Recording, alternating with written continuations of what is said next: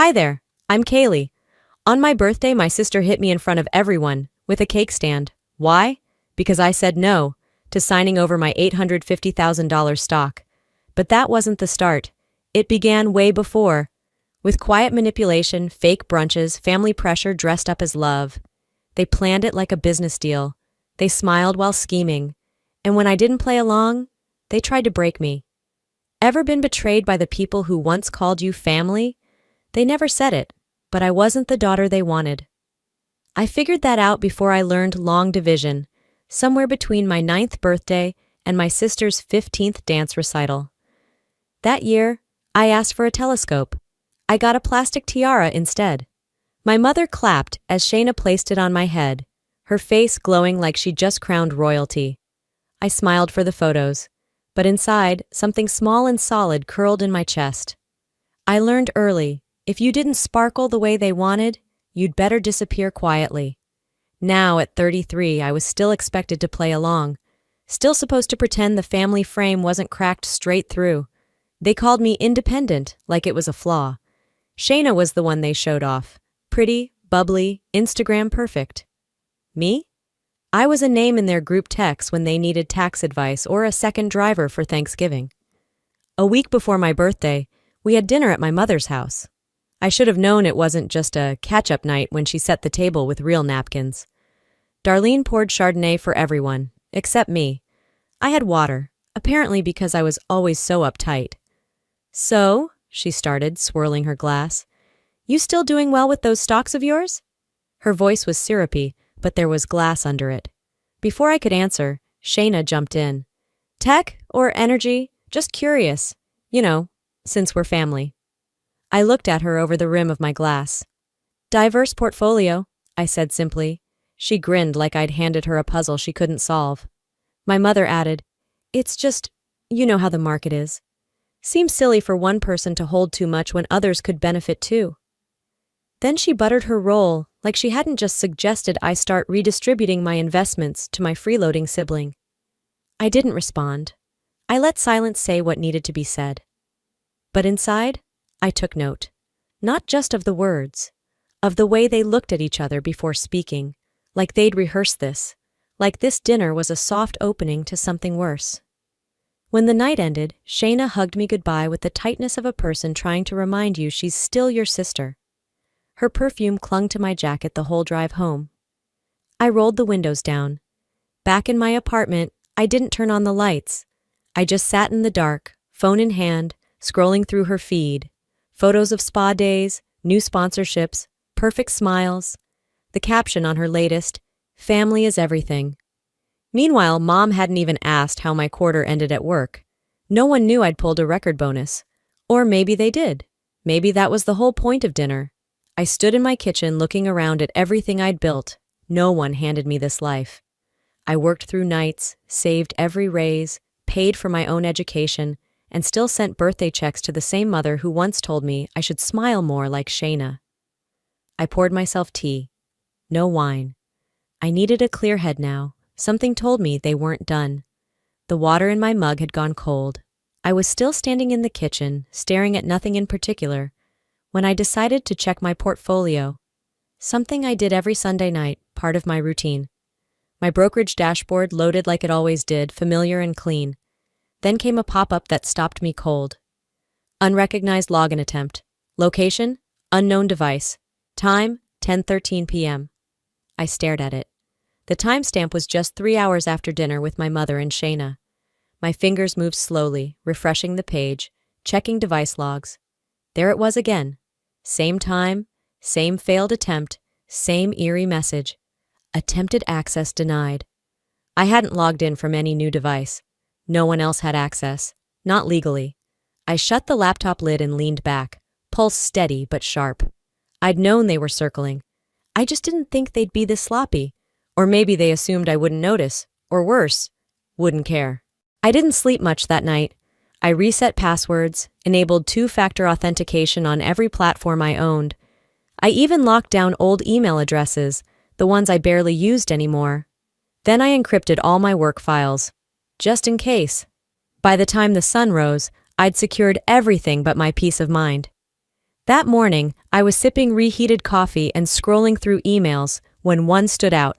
No subject line, no name, just a Gmail address I didn't recognize. I almost deleted it until I read the first line. You should know what your mom and sister are planning. There was an audio file attached. I clicked play. The static lasted 2 seconds before Darlene's voice broke through, low and conspiratorial. If she signs after the second glass of wine, it'll be hers in minutes.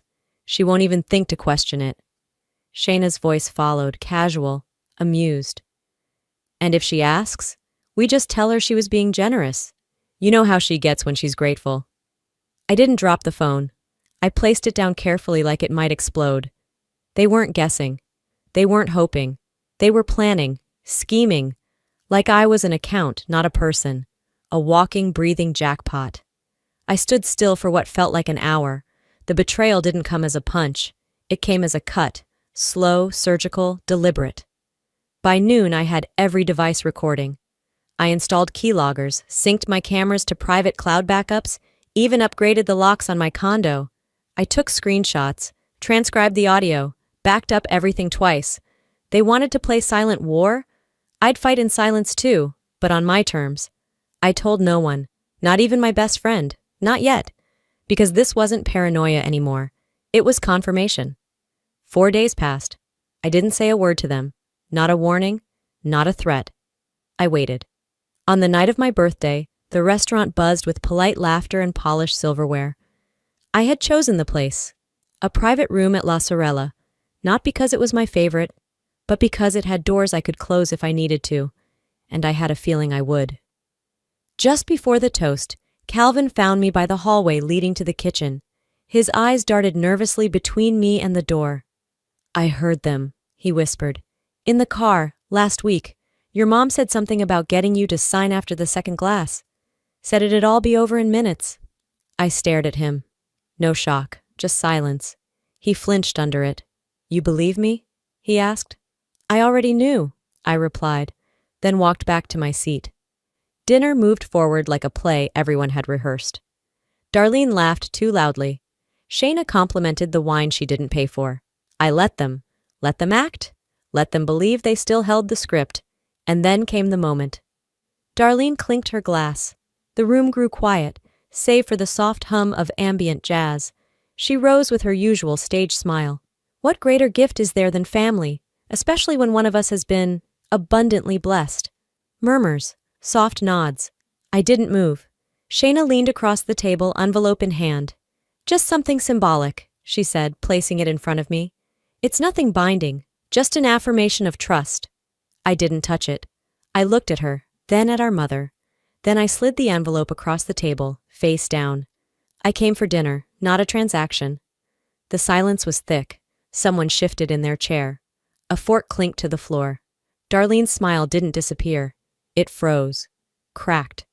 But she recovered fast, as she always did. Of course, honey, no pressure, we just thought… No, I said, calm but final. You didn't think. You planned. They didn't argue. They didn't apologize. They just moved on, smiling, toasting, laughing again like nothing happened. But I saw Calvin's face. He didn't raise his glass. I sat through dessert like a stranger at my own table, watching, recording every word, every twitch, every sidelong glance. If they were bold enough to try this in public, I had no doubt they'd go even further behind closed doors. And this time, I wouldn't just be ready. I'd be 3 steps ahead.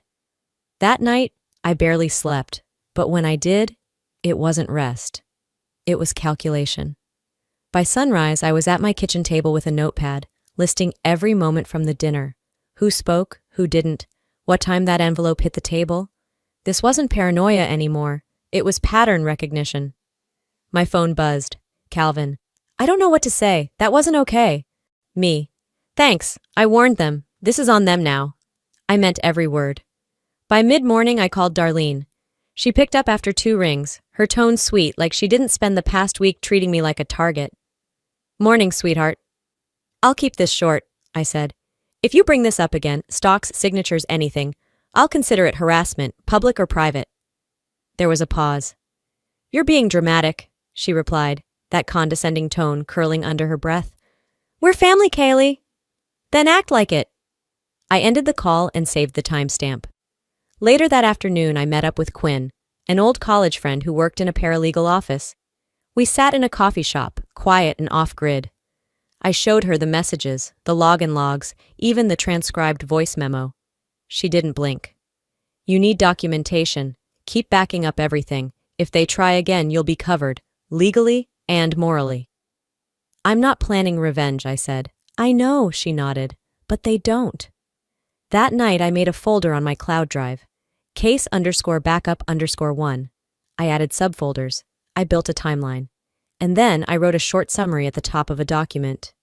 What they tried to take from me wasn't just money. It was control. I leaned back in my chair.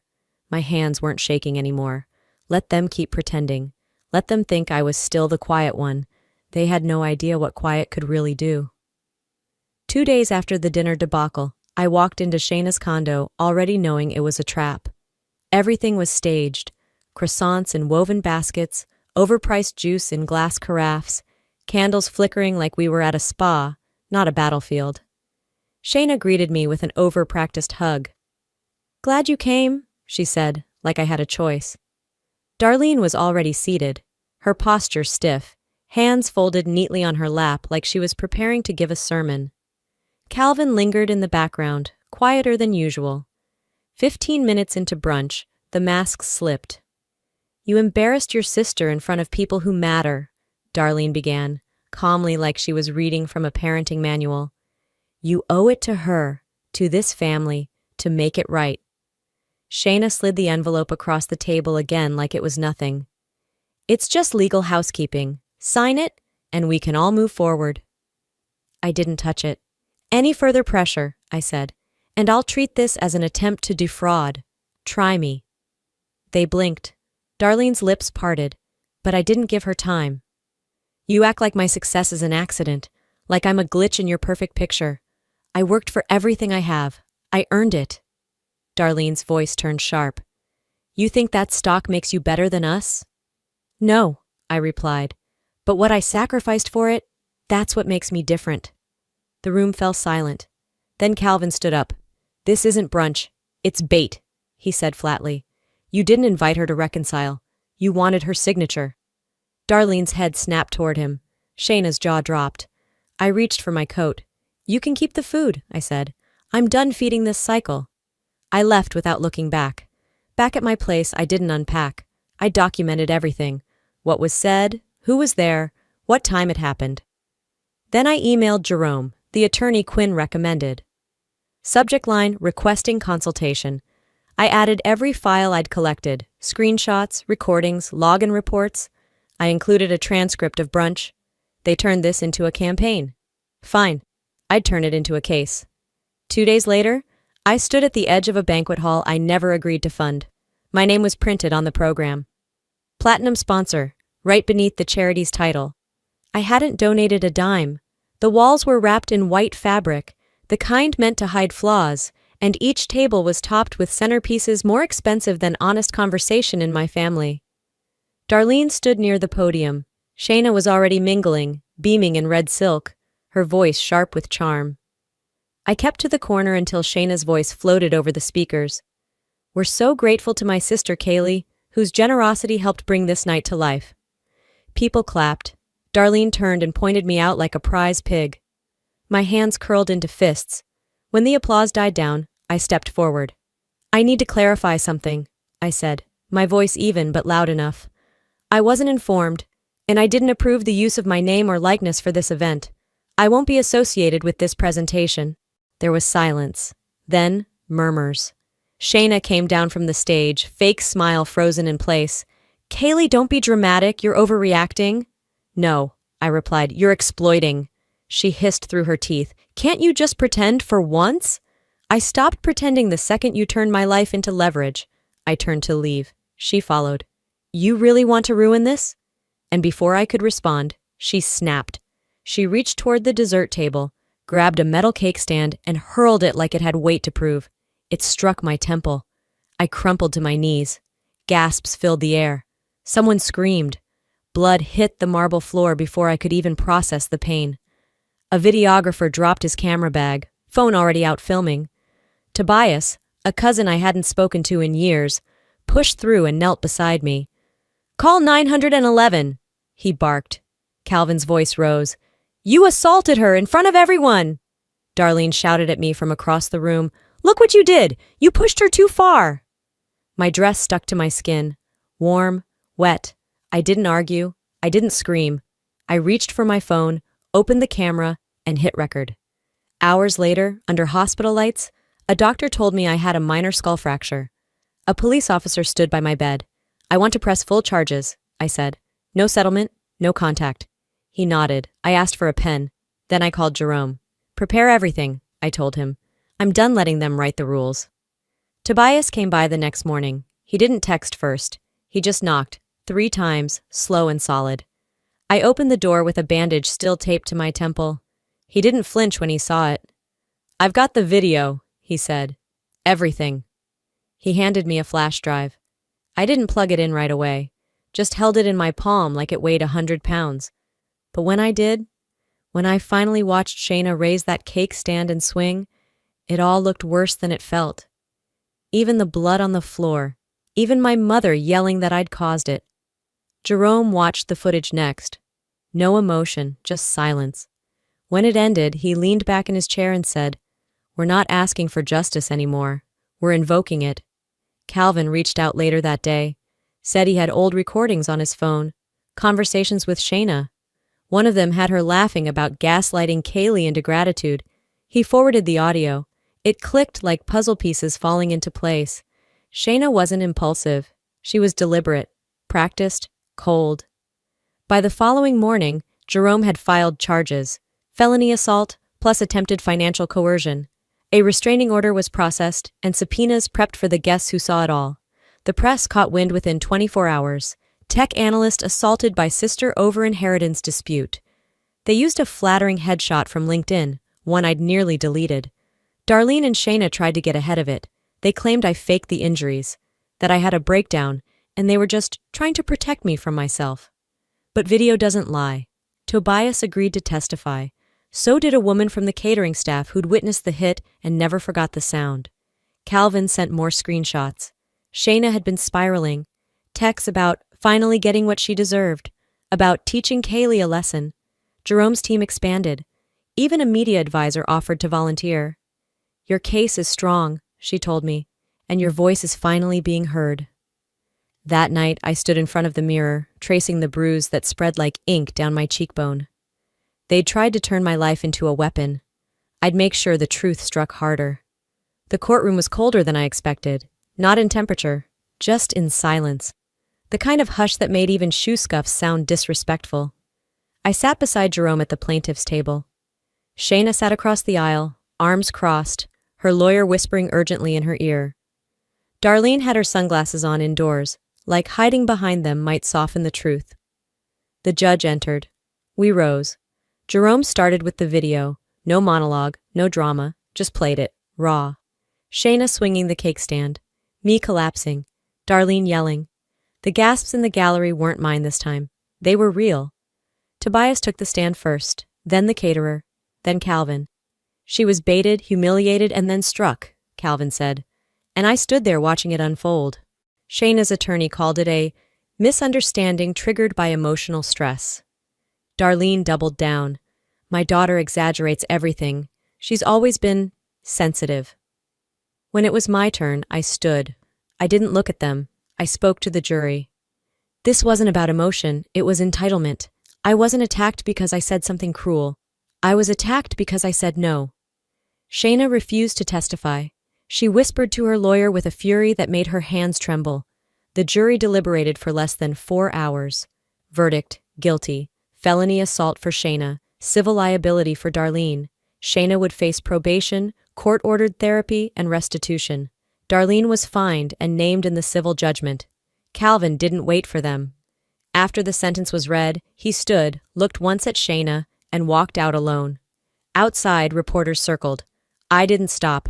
I didn't speak. I let the silence trail me like armor. Later that evening, back at my apartment, I opened my voicemail. Darlene's last message. "You destroyed this family. I hit delete. Then I framed the verdict summary, not out of pride, but out of proof. A reminder that standing up doesn't always look like screaming. Jerome called. "It's over," he said. "Legally?" I asked. "Yes, personally?" He paused. "That's yours to decide." I nodded, even though he couldn't see it. Then I opened my laptop and started researching flights. Somewhere warm, quiet, solo. I didn't pack much. A carry-on, a sweater that still smelled like cedar, and the same flats I wore to court. I wasn't running away. I just needed distance, physical proof that I could leave everything behind, even for a few days. The morning before my flight, I sat in my kitchen. The silence was different now. It wasn't heavy with dread, just still. No new texts, no missed calls, not from Darlene, not from Shayna, not even out of spite. I walked to the Denver Botanic Gardens. The trees were bare, but I liked them better that way, honest. You could see their skeletons, no leaves to hide behind. A couple passed me pushing a stroller. I wondered if their family was gentle, or if they just looked that way from a distance. Later that day, I heard Shayna had lost her last sponsor. Darlene's name was quietly scrubbed from 2 local board listings. Neither was surprising. I told Jerome I wouldn't pursue more lawsuits. "It's not about grace," I said. "I just want my life back." He nodded. "Sometimes peace costs more than revenge, but it lasts longer." I left for the airport before dawn the next day. TSA was quiet. No one recognized me, thank God. On the plane, I pulled out my laptop. I opened a blank document. At the top, I typed, "Notes to my future self." Then I wrote the first line. "You chose yourself, even when no one clapped. That's worth everything." We took off over the Rockies. I looked out at the mountains, and for the first time in months, I didn't brace for a drop. Some scars don't heal, but they stop bleeding, and sometimes that's enough. You know, if I could go back and whisper something to the version of me from a year ago, before the birthday, before the betrayal, I wouldn't say, "Watch out." I'd say, "You're stronger than you think, and the people who count on your silence, they fear your voice more than they fear being wrong." Family isn't just about blood. It's about respect, safety, and truth. I learned, painfully, that setting boundaries might not protect your relationships, but it will protect your peace, and peace is priceless. To anyone watching this who's been gaslit, minimized, or made to feel like their success is something they owe, you don't owe anyone access to what you've earned, not even your family, especially not your family if they weaponize love to control you. And now I want to ask you something real. Have you ever had to choose between loyalty and your sanity?